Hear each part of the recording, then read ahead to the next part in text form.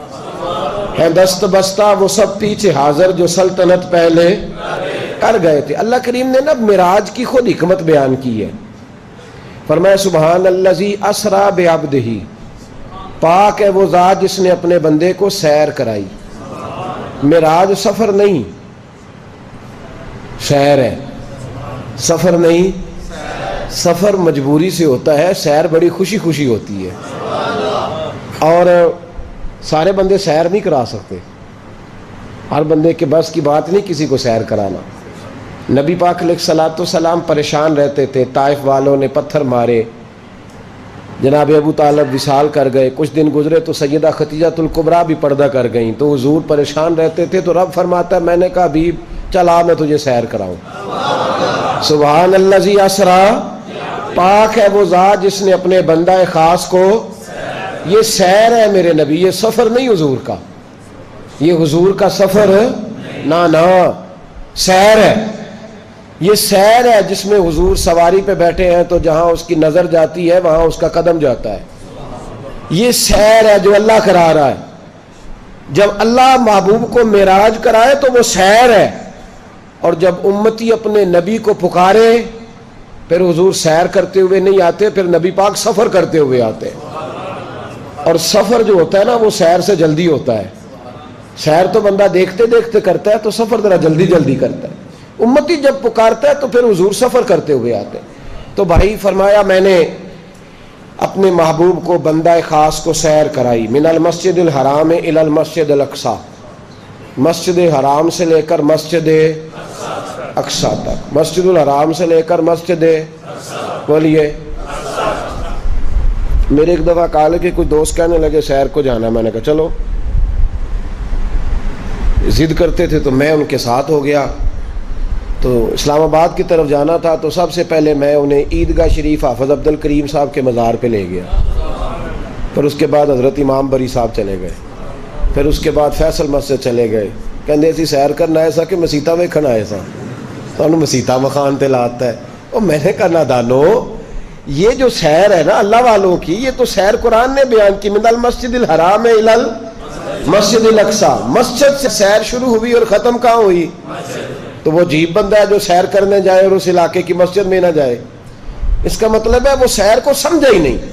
اصل سیر شروع بھی مسجد سے ہوتی ہے اور ختم بھی۔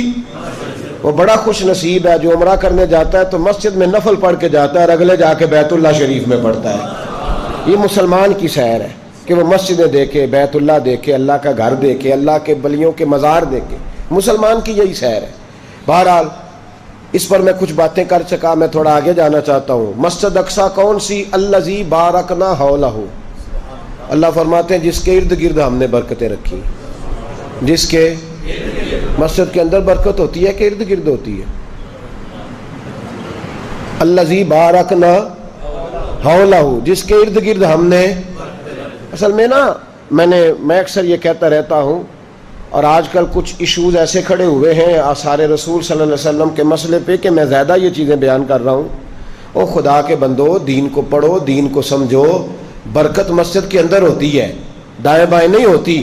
اللہ نے فرمایا الذی بارکنا حولہ، وہ مسجد جس کے ارد گرد ہم نے برکتیں رکھی ہیں۔ ساری تفسیریں اٹھا کے دیکھ لو، مسجد اقصی کے ارد گرد نبیوں کے مزارات ہیں، انبیاء کی قبریں ہیں، تو اللہ فرماتے ہیں ہم نے اس کے ارد گرد برکتیں رکھی ہیں۔ تو اگر عام انبیاء کے مزار ہوں تو وہاں بڑی برکت ہوتی ہے، تو جہاں امام الانبیاء کا مزار ہو، جہاں رسول کائنات کا مزار ہو، وہاں برکت ہی کوئی نہیں، وہ جگہ تبرک والی نہیں۔ الذی بارکنا حولہ، تو نبی پاک صلی اللہ تعالی علیہ وسلم کے بارے میں رب فرماتا ہے کہ ہم نے اس جگہ کی سیر کرائی جس کے ارد گرد ہم نے برکتیں رکھی۔ تو خود حکمت بیان کی اللہ نے، فرمایا سیر اس لیے کرائی ہے لنوریہ من آیاتنا، تاکہ ہم اپنے نبی کو اپنی نشانیاں دکھائیں، اپنے رسول کو اپنی، انہ هو السمیع البصیر، بے شک وہ سننے والا بھی ہے اور دیکھنے والا بھی۔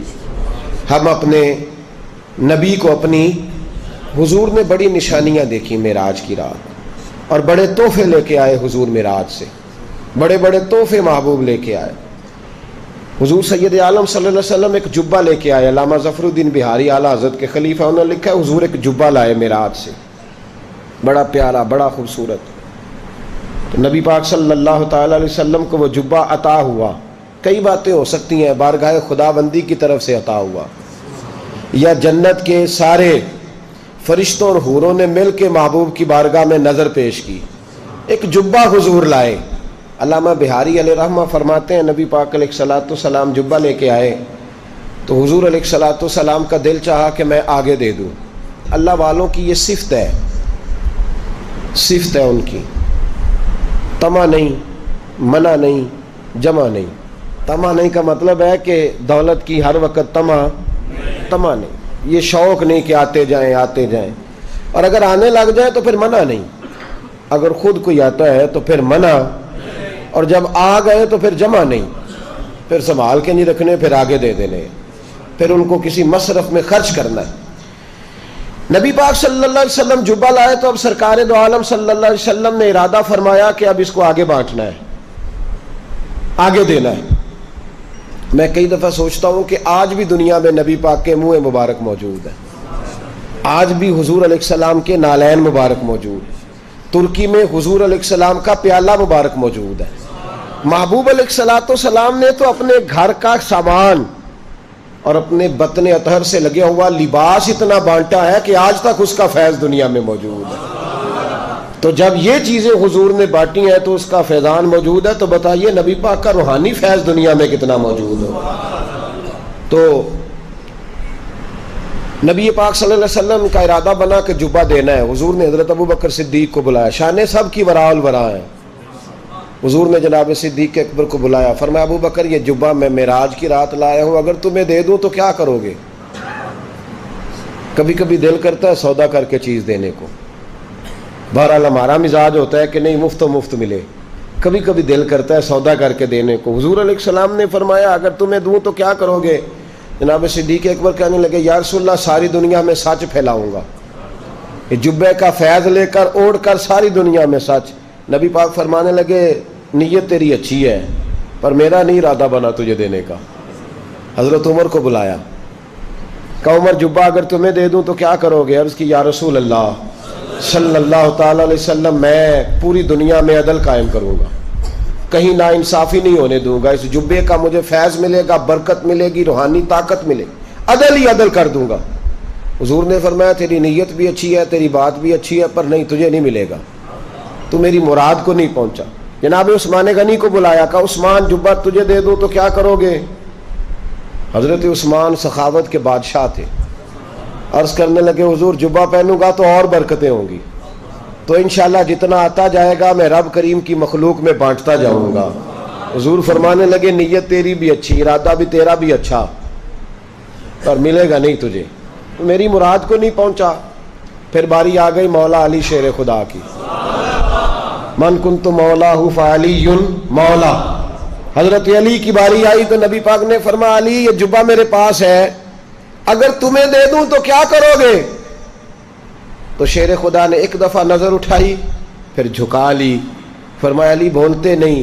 عرض کی محبوب اگر جبہ مجھے مل گیا نا تو میں رب کریم کی مخلوق کی پردہ پوشی کروں گا، میں چھپاؤں گا، میں لوگوں کے عیب بیان نہیں کروں گا، میں پردے ڈالوں گا، میں عزتوں کی حفاظت کروں گا۔ میرے محبوب نے فرمایا اٹھ پھر گلے لگ۔ تو حضرت شیر خدا رضی اللہ تعالیٰ عنہ کہتے ہیں میں علم نشرہ کے سینے سے لگا تو حضور نے جبہ کھولا، فرمایا علی تو میری مراد کو پہنچا ہے، یہ معراج کا تحفہ میں تجھے عطا کرنے لگا۔ وہ جبہ حضرت علی شیر خدا کو رسول پاک نے عطا فرمایا۔ میرے بھائی معراج پہ حضور تحفے لے کے آئے، نبی پاک صلی اللہ علیہ وسلم نے فرمایا سورت فاتحہ اللہ نے مجھے معراج کی رات عطا فرمائی، یہ تحفہ ہے، یہ پہلے بھی نازل ہوئی، کئی دفعہ نازل ہوئی سورت فاتحہ، یہ ایک تحفہ ہے۔ مسلمان اصل میں آپ یقین کریں آج بہت سارے لوگ غصے کے مریض ہیں، سورت فاتحہ ایک ٹھنڈی چیز کا نام ہے، یہ معراج کا تحفہ ہے، اللہ کی نشانیوں میں سے نشانی ہے۔ جو بندہ سورہ فاتحہ پڑھتا ہے اللہ اس کے دل کو سکون عطا فرماتا ہے۔ سورت فاتحہ وہ برکت والی چیز ہے کہ نبی پاک نے فرمایا اللہ نے سورہ فاتحہ میں شفا رکھ دی ہے۔ سورہ فاتحہ پڑھیں، پانی پہ پھونکیں، مریض کو پلائیں، اللہ اسے سکون بھی دے گا اور شفا بھی عطا فرمائے گا۔ سورت فاتحہ معراج کا تحفہ ہے، معراج کا آتی ہے نا ماشاءاللہ صاحب کو، پھر بھی کسی قاری صاحب کو سنا لیں اس کو۔ حضرت ابو سعید خدری رضی اللہ تعالیٰ عنہ ارشاد فرماتے ہیں کہ ہم لوگ ایک سفر پہ تھے جہاد کے لیے، نبی پاک علیہ السلام نے ایک قافلہ بنا کے ہمیں روانہ کیا، اس سے ہم واپس آ رہے تھے، ایک جگہ رات کو ہم نے قیام کیا، تو وہ مشرکین کا علاقہ تھا، رات بڑی گہری تھی، پانی کی بھی ضرورت تھی، کھانے کی بھی ضرورت تھی۔ ہم لوگوں نے پانی کھانا طلب کیا تو انہوں نے کہا، وہ معاذ اللہ مسلمانوں کے دشمن تھے، کہنے لگے تمہیں نہیں ملے گا، کہتے ہیں چپ کر کے سو گئے، کیا کریں۔ اب آدھی رات کا وقت ہوا تو ہم لوگ لیٹ گئے، آرام کر رہے تھے، تو ایک بندہ ان میں سے دوڑا آیا، کہنے لگا تم میں سے کوئی دم درود کر لیتا ہے؟ ہمارے زمانے میں تو جسے کوئی کام نہیں آتا وہ دم درود والا کام شروع کرتا ہے، تو فارغ ہو جاتا ہے نا جی، پوچھیں کیا کرتے ہیں۔ ہمارے ایک سید صاحب ہیں، تو ایک دفعہ کسی بچی کے رشتے کی بات ہو رہی تھی، تو کہنے لگے حضرت صاحب منڈے نے پوچھئے تو کی کرنا ہے، تو کہنا میں دم درود کرنا۔ دسو یہ کوئی کما ہے جو کام ہے، یہ کیڑا کرو؟ تو میں شاہ صاحب کی بات سوچنے لگا، میں نے کہا کہہ تو صحیح رہے، تو عجیب معاملہ ہے نا کہ اب لوگوں نے اس کو بھی باقاعدہ کاروبار کے طور پہ رکھا ہے، اس کے بھی ٹوکن ہے، اس کے لیے لوگوں نے لوگ رکھے ہوئے ہیں۔ تو حضرت ابو سعید خدری کہتے ہیں وہ آ کے کہنے لگے کوئی دم درود کر لیتا ہے؟ تو ہم نے کہا کر لیتے ہیں۔ انہوں نے کہا ہمارے سردار کو، یا ایک روایت میں سردار کی بیٹی کو بچھو نے کاٹ لیا، دم کر دو۔ تو حضرت ابو سعید خدری کہنے لگے دم تو کریں گے پر پیسے لگیں گے، تم نے بھی تو کہا تھا نا روٹی پانی نہیں دینا، تو ہم بھی بغیر پیسوں کے نہیں کرتے، بتاؤ۔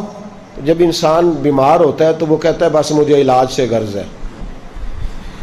تو حضرت ابو سعید خدری رضی اللہ تعالیٰ عنہ کہتے ہیں ان سے کہا پیسے دے دو علاج کرا لو، کہنے لگے جو کہو گے ملے گا۔ آپ فرماتے میں گیا دم کیا، اللہ نے شفا عطا فرما دی۔ انہوں نے کہا کیا لیں گے؟ تو میں نے کہا سارے قافلے کو روٹی بھی کھلاؤ، پانی بھی پلاؤ اور 40 بکریاں بھی دو۔ اب انہوں نے دی، چونکہ ان کو آرام آیا تھا، اب بکریاں لے کے آئے، کھانا کھلایا، وہ تو چلے گئے، تو صحابہ میں اختلاف ہو گیا۔ کچھ صحابہ کہنے لگے ابو سعید لینی چاہیے تھی، کچھ کہنے لگے نہیں لینی چاہیے تھی یار۔ حضرت ابو سعید خدری کہنے لگے چپ کر کے سو جاؤ یار، یہ چند کلومیٹر پہ مدینہ ہے، سویرے اٹھیں گے نبی پاک کی بارگاہ میں جائیں گے، اگر حضور نے کہا رکھ لو تو پھر تو موجیں بن گئی، پھر تو موج لگ گئی، اور اگر حضور نے فرمایا نہیں لینی چاہیے تھی تو روٹی پانی کے پیسے دے جائیں گے، بکریاں ہانک کے چھوڑ جائیں گے، جھگڑے والی کیا بات۔ لوگ سو گئے، سویرے مدینے گئے، حضور کو جب بات سنائی تو صحابہ کہتے ہیں حضور اتنا مسکرائے کہ دانتوں سے نور نکلنے لگا۔ آپ یقین کریں محبوب کی شان، حاجی صادق صاحب فرمایا کرتے تھے شان مدینے والے دی تے زبان بریلی والے دی، یہ انداز کمال ہے۔ اعلیٰ حضرت فرماتے ہیں جس کے گچھے سے لچھیں جڑے نور کے، ان ستاروں کی نزہت پہ لاکھوں سلام، اور جس کی تسکی سے ہوتے ہوئے ہنس پڑے، اس تبسم کی عادت پہ لاکھوں سلام۔ نبی پاک مسکرائے، ابو سعید یار تیری بات کا بڑا مزہ آیا ہے، انہیں 40 بکریاں لے لی، حضور 40 لے لی، تو حضور مسکرا کے فرمانے لگے پڑھا کیا تھا دم کرتے وقت؟ وہ پڑھا کیا تھا؟ تو کہا یا رسول اللہ پڑھنا کیا تھا؟ ایک دفعہ آپ نے فرمایا تھا سورت فاتحہ میں شفا ہے، اور میں نے پڑھ کے پھونک دی، اللہ نے شفا دے دی۔ تو محبوب فرمانے لگے سورت فاتحہ کس نے سکھائی تھی؟ کہا حضور آپ نے۔ تو فرمایا پھر 20 بکریاں میری ہیں، 20 تمہاری ہیں، لاؤ آدھی آدھی کرو، استادوں کا حق ہوتا ہے، لاؤ آدھی آدھی کرو۔ اب تو استاد کو حق لوگ جانتے نہیں نا، میرے ہاتھوں کے تراشے ہوئے مٹی کے صنم آج بت خانے میں بھگوان بنے بیٹھے ہیں، اب تو لوگ پوچھتے ہی نہیں نا استادوں کو، گئی بات، زمانہ بیت گیا۔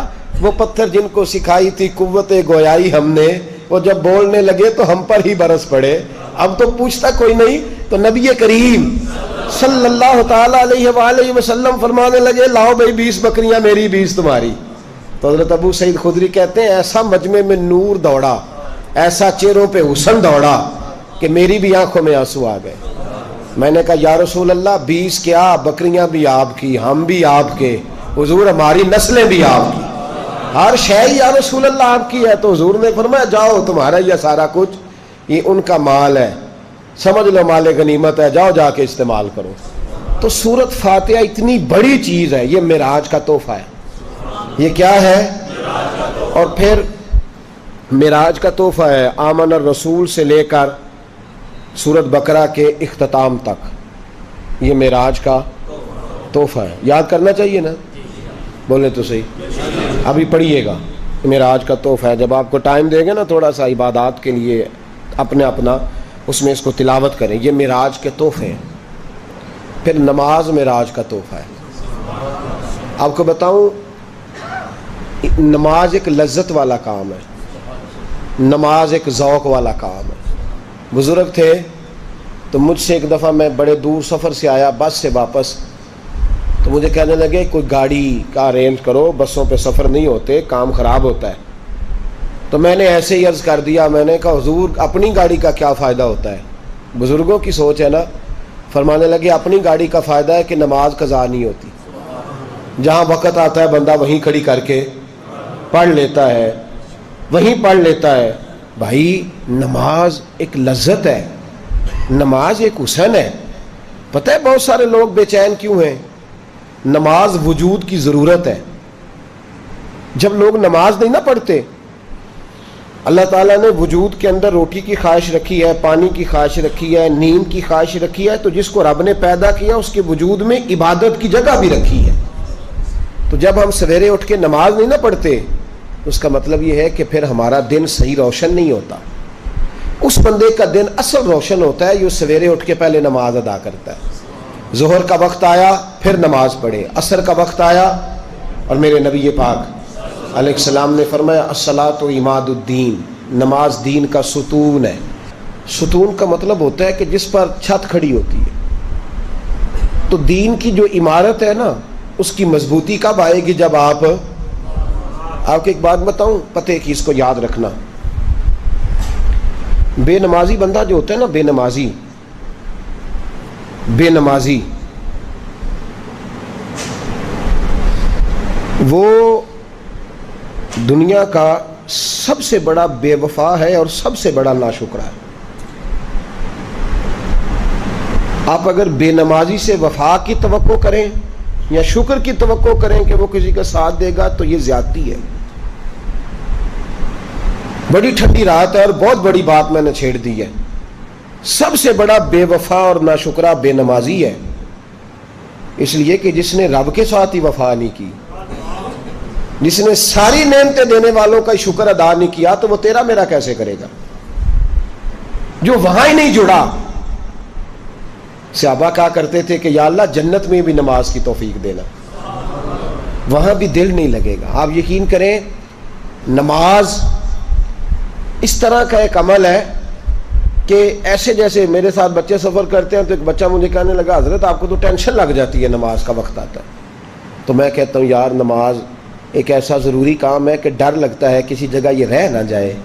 جس بندے نے نماز ہی نہیں پڑھی، باقی وہ کیوں ٹمکٹوئیاں مارتا ہے؟ دیکھیں نا، آپ معراج شریف کی رات آئے، یہ نفل ہے، اور عشاء کی نماز، پھر فجر کی نماز. تو آپ نہ عشاء پڑھیں نہ فجر پڑھیں، تو ساری رات نفل پڑھ کے چلے جائیں. اس کا معنی کوئی نہیں، اس کا ترجمہ کوئی نہیں. اصل روٹی ہے. روٹی ایک بندہ کھاتا نہیں، وہ سلاد بھی کھایا جاتا ہے، پانی بھی پیے جاتا ہے، چٹنی بھی استعمال کرتا ہے، تو روٹی کھا نہیں رہا. تو اس کو کوئی بندہ بھی کھانا نہیں کہے گا اس نے تو بس ایسے ہی. تو نماز معراج کا تحفہ ہے.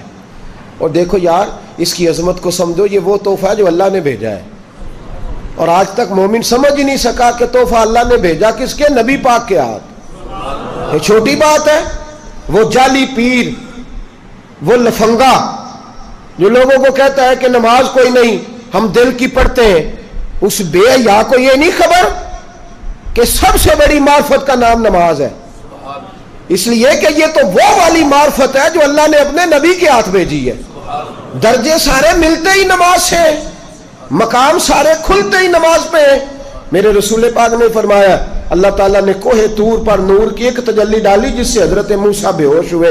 فرمایا جب میرا امتی اللہ اکبر کہہ کے نماز کی نیت باندھتا ہے، رب کریم اس پر اس طرح کے نور کی 70 تجلیاں ظاہر فرماتا ہے. 70 تجلیاں. سمجھا ہی نہیں اس بات کو آج تک مسلمان. آپ یقین کریں جب اعلیٰ مقاصد کی بات ہوتی ہے تو میں ڈر جاتا ہوں. میں کہتا ہوں میں اس قوم سے کیا کہوں کہ جہاد کرنا ہے، افغانستان کے بچوں کو بچانا ہے جو ابھی تک نمازی نہیں ہو سکی. جس سے آج تک ہم نماز کی پابندی نہیں کرا سکے، وہ قوم دین کا بول بالا کرے گی؟ اب تو شرم آتی ہے کہتے ہوئے کہ نماز پڑھا کرو، شرم آتی ہے یہ لفظ ادا کرتے کہ ہماری ساری زندگیاں گزر گئیں، ہم ایک نماز نہیں پڑھوا سکے۔ ایک بات اور یاد رکھنا، جو مجھ سے زیادہ پیار کرنے والے لوگ ہیں، میرے قریب رہنے والے، اگر میں نے کسی سے نماز کا پوچھنا چھوڑ دیا ہے نا، تو اس کا مطلب یہ ہے کہ میں سخت اس شخص سے بیزار ہو گیا ہوں، اب میں پوچھتا ہی نہیں اس سے۔ کتنا کو بندہ پوچھے، جب بہت سارے کام کوئی بندہ چھوڑ جاتا ہے نا، وہ حضرت رومی فرمایا کرتے تھے جب تیرا کوئی محبوب تجھ پہ غصہ کرنا چھوڑ جائے تو پھر سمجھ لینا تیرا اس کا تعلق کمزور ہو گیا ہے۔ جب وہ تیرے اوپر جتنا زیادہ جلال کرتا ہے، اس کا مطلب ہے کہ اس کا تجھ سے پیار اتنا ہی زیادہ ہے، اور جس دن وہ کہہ جائے نا نہیں اس نے نہیں سمجھنا، وہ چپ کر جائے، تو اس دن سمجھ لے کہ تو ناکام ہو گیا، تو محبت میں ہار گیا، خدا را۔ نماز تو حسن ہے دین کا۔ تو کیسے سویا رہتا ہے جب اذان ہو جاتی ہے؟ تجھے کیسے خیال نہیں آتا جب تجھے مسجد؟ تو بتا تو صحیح، اللہ کی دھرتی پہ رہ کے، اس کے آسمان کے نیچے اس کی روٹی کھا کے، پھر وہ جب سزا دیتا ہے نا تو پھر کروڑوں روپیہ دراز میں پڑا ہوتا ہے، پر مالک کہتا ہے بس سوائے دوائی کے کوئی شے نہیں تجھے کھانے دوں گا، کھا کے دکھا، کر جرت، کر ہمت۔ پھر اس وقت خیال آتا ہے، پھر لوگ اللہ تعالیٰ معاف کرے ہسپتال کے بیڈ پہ نجتے باندھ کے لیٹے ہوئے، کیا مطلب ہوا؟ جب تیرے پاس موقع تھا، جب تیرے پاس وقت تھا، تب تو نے کیوں نہیں پڑھی؟ بے نمازی اتنا بڑا ظالم ہے کہ وہ اللہ تبارک و تعالیٰ کی ساری نعمتیں کھاتا جاتا ہے، ہڑپ کرتا جاتا ہے، اور اس کے حکم کی پیروی نہیں کرتا۔ اس زیادتی سے باہر نکلے، اور نماز میں ملتا کیا ہے؟ میرے رسول کریم سید عالم کے غلاموں، حضرت مولا علی شیر خدا کو تیر لگ گئے ایک جنگ میں، اور تیر پیوست ہو گئے وجود کے اندر۔ حکیموں کو بلایا گیا نکالنے، انہوں نے کہا علی یہ اتنے سخت لگ گئے ہیں کہ آپ کو درخت سے باندھیں گے پھر کھینچیں گے، اب تو زمانہ ہے نا انجیکشن ہو جاتا ہے، بے ہوش کر لیتے ہیں، کہا آپ تڑپیں گے کیا، قربان جائیں۔ اب وہ جو حضرت علی کا نام لے کے بھنگ چرس پی کے اللہ اللہ کو، ان کو ہوش ہی کوئی نہیں نماز کی، حضرت علی سے کہا کہ آپ کو باندھیں گے درخت کے ساتھ پھر کھینچیں گے ورنہ نکلیں گے نہیں۔ تو مولا علی فرمانے لگے ضرورت ہی کوئی نہیں، جب میں اللہ اکبر کہہ کے نماز کی نیت باندھوں سارے تیر نکال دینا، مجھے پتہ بھی نہیں چلے گا، مجھے خبر ہی نہیں ہوگی، میرا اپنے رب سے رشتہ جڑ جائے گا۔ اور اتنی حسین نماز، سب لوگوں نے بڑی نماز پڑھی، سب لوگوں نے۔ حضرت عبداللہ بن رواحہ فرمایا کرتے تھے مصلی پہ جو رنگ میں نے علی کا دیکھا ہے وہ میں نے کسی کا نہیں دیکھا، مصلی پہ جو رنگ میں نے دیکھا ہے وہ شیر خدا کے علاوہ میں نے کسی کا دیکھا، وہ بڑی بات ہے بھائی۔ عبادات کا جو انداز ہے نا صحابہ کا، وہ جب شاہ ایران کے خلاف صحابہ لڑ رہے تھے نا، تو ایران سپر پاور تھا اس زمانے میں، تو حضرت سعد بن ابی وقاص لشکر لے کے گئے، تو اس نے جاسوس بھیجے، کا پتہ تو کرو مسلمانوں کی حیثیت ہے کیا، دن کو کہاں ہوتے ہیں، رات کو کہاں ہوتے ہیں، اور انداز کیا ہے، کھاتے پیتے کیا ہیں، ہر جگہ فاتح ہی ہیں۔ تو جاسوس نے واپس آ کے کہا صاحب کچھ بھی نہیں کھاتے، کھجورے کھاتے ہیں، ستو پیتے ہیں۔ بس ایک کمال ہم نے دیکھا ہے کہ جب رات مصلی پہ بیٹھتے ہیں تو پھر دنیا سے کٹ جاتے ہیں، پھر دنیا سے ان کا کوئی تعلق نہیں رہتا۔ او بھائی عبادت تو زندگی کا حسن ہے۔ ایک مثال مجھے بڑی پیاری لگتی ہے بزرگوں کی، سنا دیتا ہوں۔ بزرگ کہا کرتے تھے کہ جس مقصد کے لیے جس چیز کو بنایا جائے، جب وہ مقصد پورا نہیں نہ کرتی تو پھر اس چیز کو رکھا نہیں جاتا۔ سگے چچا کی بیٹی سے لوگ نکاح کریں نا، سگے چچا کی بیٹی سے، لیکن اگر اس کے ہاں اولاد نہ ہو تو نہ دادا یاد رہتا ہے نہ دادی، اور نہ لوگوں کو چاچا یاد رہتا ہے اور نہ چچی، پھر سارا خاندان بیٹھ کے فیصلہ کرتا ہے کہ بیٹے کی دوسری شادی کرنی ہے۔ وہ کہتے ہیں جس مقصد کے لیے بہو لائے تھے وہ مقصد ہمارا پورا، اب کیا اس کو ظالم کہو گے؟ کسی سے بھی بات کی جائے گی نا دوسری شادی کرنی ہے تو کہے گا حق ہے، صحیح کہہ رہا ہوں، کوئی بندہ ناراض تو نہیں نا اس میں، کہے گا جی 12 سال ہو گئے شادی کو، بچی بچہ کوئی نہیں، حق ہے کر لے، حالانکہ ویسے بھی جائز ہے، لیکن یہ اس طرح کا معاملہ ہے کہ لوگ کہیں گے جی بس ایک کرے کوئی حرج نہیں۔ پنکھا میں نے منگایا مسجد کے لیے، مسجد کے اندر لگانا تھا، پاک جگہ تھی، پنکھا چلا ہی نہیں، لگا رہنے دے مسجد میں، جس مقصد کے لیے بلایا تھا اس نے حل ہی نہیں کیا، اب اس کو اتاریں گے، پھینکیں گے، کباڑیے کے پاس جائے گا۔ وہی گاڑی ہوتی ہے جس گاڑی کو لوگ صاف کرتے ہیں اور گاڑی کے اوپر کپڑا ڈالتے ہیں، لیکن وہی گاڑی جب خراب ہو جاتی ہے، کام کی نہیں رہتی، تو پھر لوگ چھوڑ آتے ہیں، کہتے ہیں اسے بیچ دینا جتنے کی بھی بکی۔ اس لیے کہ جس مقصد کے لیے چیز ہوتی ہے مقصد پورا نہ کرے تو پھر اس کا مالک اس کی پرواہ نہیں کرتا۔ اللہ فرماتے ہیں وَمَا خَلَقْتُ الْجِنَّ وَالْإِنسَ إِلَّا لِيَعْبُدُونَ، میں نے جن اور انسان اپنی عبادت کے لیے پیدا کیے، اور جب تو عبادت ہی نہ کرے، پیدا کس لیے کیا؟ پیسے کمانے کے لیے، دکان لمبی بڑی چوڑی خریدنے کے لیے، اس لیے پیدا کیا کہ تو مارکیٹوں کا مالک ہو، اس لیے پیدا کیا کہ تو جو تیرے مکان کے پیچھے مکان ہے وہ بھی تو خریدے، اس لیے پیدا کیا کہ پھر اس کے پیچھے جتنے مربع زمین ہے ساری تیری ہو، اس لیے تجھے پیدا کیا کہ ہر بینک میں تیرا اکاؤنٹ ہو، تو وزیر بنے، مشیر بنے، اس لیے تجھے پیدا کیا۔ اِلَّا لِيَعْبُدُونَ، فرمایا میں نے تمہیں اپنی، اور اگر تو عبادت نہیں کرے گا تو میں تو پہلے ہی بے نیاز ہوں۔ وہ کہتا ہے میں تو پہلے ہی اللہ الصمد ہوں، تو ٹھیک ہے، تو نے نہیں عبادت کی تو جہنم بھی بنی ہوئی ہے۔ پھر کو بندہ کہ یہ رحمت الہی کے خلاف ہے، تو میں پوچھتا ہوں تیرے اندر رحمت کہاں گئی جب تو گاڑی چھوڑ آیا تھا؟ تیرے اندر رحمت کہاں گئی جب تو نے پنکھا پھینکا تھا؟ تیرے اندر رحمت کہاں گئی جب سگے چچا کی بیٹی تیرے گھر تھی اور تو نے دوسرا نکاح کر لیا تھا؟ تو جب تیری اپنی باری آتی ہے تو 8 سال پرانی اینٹیں تیرے گھر میں لگی ہوئی تھی، لیکن تو نے کہا کام نہیں دیتی ہوں، کھیڑ پھینکو، تیرا اپنے لیے ذہن اور ہے، اور جب باری آتی ہے ذات خداوندی کی تو کہتا بڑا کریم ہے، معاف کر دے گا، ذرا تو اپنا بھی تو خیال کرنا، اپنی طرف بھی تو ذرا توجہ کرنا۔ میں نے ایک صاحب سے کہا کہ زکوٰۃ پوری دیں، کہتے ہیں میں بس دے دیتا ہوں، اللہ قبول کرنے والا ہے۔ تو میں نے کہا آپ کو گاہک اگر آدھے پیسے دے دے تو قبول کر لیتے ہو؟ بلکہ بڑا جاننے والا بھی ہو تو اس کو کہتے ہیں بھائی یہ میرا کاروبار ہے، تو گھر آنا، کھانا کھلائیں گے، چائے پلائیں گے۔ عبادت حسن ہے، عبادت اصل ہے، عبادت روح ہے، عبادت ایمان ہے، عبادت تیقن ہے، عبادت سے ہی تو وہ ملتا ہے، عبادت سے ہی تو وہ دکھائی دیتا ہے، عبادت سے ہی تو اس کا نور۔ کسی نے ایک دفعہ حضرت علی سے پوچھا رب کو دیکھا؟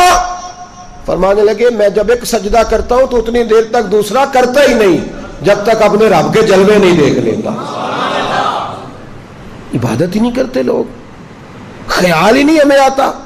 اتنی تقریریں سنی ہم نے نماز پر، اور بہت بڑا ظالم ہے وہ باپ جس کے بچے نماز نہیں پڑھتے، وہ کبھی نہ سمجھے کہ میں کوئی سیاںا بندہ ہوں، بالکل سمجھدار نہیں، نکال بار کیوں نہیں کرتا؟ نبی پاک صلی اللہ علیہ وسلم کی خدمت عالی مرتبت میں ایک شخص نے آ کے شکایت کی کہ یا رسول اللہ میرا اونٹ ہے مجھے بیٹھنے نہیں دیتا، گرا دیتا ہے۔ تو نبی پاک صلی اللہ علیہ وسلم نے اونٹ سے پوچھا کہ تیرا مالک ہے تو بیٹھنے کیوں نہیں دیتا؟ کہنے لگا یا رسول اللہ یہ عشاء کی نماز نہیں پڑھتا، تو مجھے ڈر آتا ہے کہیں میرے اوپر بیٹھا ہو تو اس پر عذاب نہ نازل ہو جائے، آپ اسے کہیں اپنی نماز صحیح کرے، کہیں اس کی وجہ سے میں بھی۔ تو اگر اونٹ ڈرتا ہے تو ابا کیوں نہیں ڈرتا کہ بچے کی وجہ سے عذاب نہ نازل ہو جائے؟ وہ شوہر کیوں نہیں ڈرتا جس کی بیوی نہیں پڑتی؟ وہ لوگ کیوں نہیں توجہ کرتے؟ خیال ہی کوئی نہیں۔ اللہ بڑا کریم ہے، تو پہلے اپنا کرم بتا لا بھائی۔ بچہ اگر 50,000 کا نقصان کرے تو ابا کہے نکل تو، تیرا دکان پہ کوئی کام نہیں، تجھے تباہی کے لیے یہاں بٹھایا ہے، اور دین وہ سارا اجاڑ دے، تباہی ساری کر دے، اور ظالم باپ یہ کہے کہ منڈا کھنڈا ہے، جوانی میں بچے کاری جاتے ہیں، اتنا بڑا ظالم تو، تیرے نقصان کی بات آئی تو تو نے نکال بار کیا اور اس نے سارا دین تباہ کر دیا، اور تو نے کہا یہ عمر ہے؟ میں خیال ہی نہیں آتا ہم لوگوں کو۔ بہرحال بات دور نہ چلی جائے، واپس لوٹتا ہوں، کچھ باتیں اور ہمیں نبی پاک نے معراج کی بتائی ہیں۔ 2-3 لوگوں سے حضور نے اور بڑی بیزاری کی، شادی شدہ لوگ توجہ کریں۔ نبی پاک صلی اللہ علیہ وسلم نے ذرا حدیث کے لفظوں پر غور کرنا، حضور علیہ الصلوۃ والسلام فرمانے لگے میں نے معراج کی رات کچھ لوگ دیکھے، یہ بات نہ سنائیں میری آگے، سنائیں، اس بات کو آگے پہنچائیں، اس حدیث کو روایت کریں۔ حضور فرماتے ہیں میں نے معراج کی رات کچھ لوگ دیکھے جن کے پاس اعلیٰ خوبصورت پیارا کھانا پڑا تھا، بہترین غذا تھی، پاس پڑی تھی، لیکن وہ گند کھا رہے تھے، وہ بدبودار چیزیں کھا رہے تھے، کیڑے مکوڑوں والا گند کھا رہے تھے، کیچڑ کھا رہے تھے۔ تو میں نے کہا کہ جبریل یہ کون ہے؟ تو عرض کی یا رسول اللہ صلی اللہ علیہ وسلم، یہ آپ کی امت کا وہ شادی شدہ شخص ہے جس کے گھر میں خوبصورت بیوی ہوتی تھی پر اس کی نظریں پھر بھی گندی تھی۔ میں کہا کرتا ہوں کہ نکاح نصف الایمان، نکاح آدھا ایمان ہے، تو جو شادی کے بعد بھی نظر گندی کرے اس کو کیا کہوں، کیا کہوں اس کو؟ اور ہمارے ملک کا میڈیا یہ کہتا ہے کہ بدکاری میں اتنا زور کواروں کا نہیں جتنا شادی شدہ لوگوں کا ہے۔ شرم ہی نہیں آتی، کوئی خیال ہی نہیں ہے۔ یہ بھی معراج ہے، اس کو بھی سنا کرو۔ نبی پاک صلی اللہ علیہ وسلم نے ارشاد فرمایا کہ وہ گند کھا رہے تھے اس لیے کہ ان کے گھر میں جوان خوبصورت بیوی ہوتی تھی پر وہ گندی نظریں کرتے تھے۔ خدا را اپنے ایمان کی حفاظت کریں۔ ہم تو اس ملک میں رہتے ہیں جہاں بچیاں جلوس نکالتی ہیں کہ وہ تو لفظ میرا دل نہیں کرتا میں زبان سے ادا کروں۔ ایسے ایسے جملے ہمیں سننے کو ملتے ہیں۔ خدا را اس وقت سے ڈرو جب اللہ کا قہر نازل ہو، اور پھر جب امت مسلمہ پہ جو عذاب آتا ہے اس کی تو شکل ہی اور ہوتی ہے۔ اگرچہ وہ والا عذاب اس امت پہ نہیں آئے گا جو پرانی امتوں پہ آیا کرتا تھا، لیکن یہ جو روز ہمارے اپنے گلے کاٹ رہے ہیں یہ بھی تو عذاب کی ایک شکل ہے۔ یہ جو ہر چیز ہونے کے باوجود بے چینی ہے تو عذاب کی ایک شکل ہے۔ اور دوسری بات، میں ہر معراج پہ یہ حدیث پڑھتا بھی ہوں، یاد بھی کرتا ہوں، سناتا بھی ہوں، اور اللہ جانتا ہے مسجد میں بیٹھا ہوں میں کوشش بھی کرتا رہتا ہوں کہ میرا عمل ہو جائے۔ آپ میرے پیارے ہیں، میرے لیے دعا کیا کریں، اللہ تعالیٰ مجھ پہ فضل فرمائے۔ ہزاروں لوگ ہیں میری بات سننے والے، اور ہزاروں لوگ مجھے مل کے کہتے ہیں ہم بدل گئے، آپ کی فلاں بات نے بدل دیا، تو میں دعا کرتا رہتا ہوں کہ یا اللہ مجھے بھی بدل دے۔ میں یہ جو لوگ کہہ رہے ہیں مجھے اس کے قابل کر دے۔ میرے نبی پاک علیہ الصلوۃ والسلام نے فرمایا، میں نے معراج کی رات کچھ لوگوں کو دیکھا، ان کی زبانیں کینچیوں سے کاٹی جا رہی تھیں، چیخ رہے تھے۔ میں نے عرض کی مولا یہ کون ہے؟ تو حضرت جبریل امین مجھے بتانے لگے، عرض کرنے لگے یا رسول اللہ صلی اللہ علیہ وسلم، وہ رب کے نمائندے عرض کرنے لگے یا رسول اللہ یہ آپ کی امت کے وہ علماء ہیں، وہ خطیب ہیں، وہ واعظین ہیں، وہ لمبی تقریریں کرنے والے لوگ ہیں جو لوگوں کو درس تو دیتے تھے لیکن خود عمل نہیں کرتے تھے۔ اپنی ان کی تنہائیاں خطرناک تھیں، اپنی ان کی عبادتیں کمزور تھیں۔ آپ یہ اسی چکر میں رہتے تھے کہ میرا استقبال بڑا ہوتا ہے، اسی چکر میں رہتے تھے کہ فلانا میری بڑی تعریف کرتا ہے، اسی چکر میں رہے کہ کتنی پیاری فوٹو میری بورڈ پہ لگی ہوئی ہے، اسی کھاتے میں رہے۔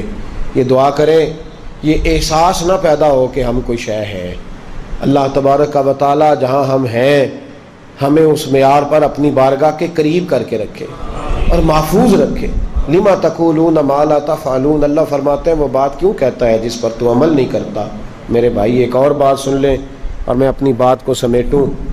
محبوب فرمانے لگے کچھ لوگ میں نے ایسے بھی دیکھے کہ جن کی زبانیں اتنی لمبی تھیں کہ لپیٹی جا رہی تھیں ان کی وجودوں پہ، اور ایک روایت میں اس طرح ہے کہ وہ اپنے ناخنوں کے ساتھ اپنے وجود کو کاٹ رہے تھے۔ معراج کی رات دیکھا تو میں نے پوچھا جبریل یہ کون ہے؟ تو مجھے بتایا گیا یا رسول اللہ چغل خور ہیں، غیبت کرنے والے، لوگوں کی پگڑیاں اچھالنے والے، پھٹے پہ بیٹھ کے، چوک پہ بیٹھ کے، دکان پہ بیٹھ کے رات کو تنہا میں اس کی غیبت کر۔ چھوٹا گناہ ہے، نبی پاک صلی اللہ علیہ وسلم نے فرمایا غیبت کا گناہ زنا سے بھی زیادہ ہے۔ ہم معمولی بات سمجھتے لنوریہ من آیاتنا، معراج پہ رحمت بھی آئی تھی، میں نے اس کا ذکر بھی جمعے میں کیا ہے۔ میں نے بتایا ہے کہ نبی پاک علیہ الصلوۃ والسلام بخشش کا پروانہ لے کے آئے، یہ بھی معراج ہے۔ اپنے آپ کو بدلو، اپنے آپ کو تنہائیوں میں لے جا کے سوچو، اور خدا را وقت بڑا گزر گیا ہے، اب یہ ارادہ چھوڑ دو کہ میں کل سے شروع کروں، یہ ارادہ چھوڑ دو کہ بس میں اگلے مہینے سے نیک، بس کر دو۔ بڑا اپنے ساتھ ظلم ہو گیا کہ بس تھوڑا سا ٹائم ہے پھر میں نے بدل جانا ہے۔ مسجد بھی ہے، معراج شریف بھی ہے، رات بھی ہے، اور وہ وقت ہے جس وقت اللہ قبول فرمایا کرتا ہے۔ آج اس سے کہو کہ یا اللہ ہم بدلنے کے لیے آئے، اس سے توفیق مانگو، آج نہیں ابھی سے اپنے آپ کو تبدیل کریں، وہ جگہ چھوڑ دیں جہاں بیٹھ کے گناہ ہوتا ہے، وہ دوست چھوڑ دیں جن کی صحبتیں ہمیں جہنم کی طرف لے جا رہی، آ جاؤ واپس، بس کر دو۔ خدا را ہمیں اپنے وجودوں پر رحم کھانا چاہیے، ہمیں ڈرنا چاہیے۔ تو معراج کی یہ نشانیاں ہمیں رسول کریم علیہ الصلاۃ والسلام نے عطا کی ہیں۔ رب کریم ہم سب کو اپنے محبوب کی سچی غلامی عطا فرمائے، اور حضور علیہ الصلاۃ والسلام کی صحیح فرما برداری کے اللہ ہمیں موقع نصیب فرمائے۔ اللہ توفیق عمل عطا فرمائے۔ آخر دعوانا الحمدللہ۔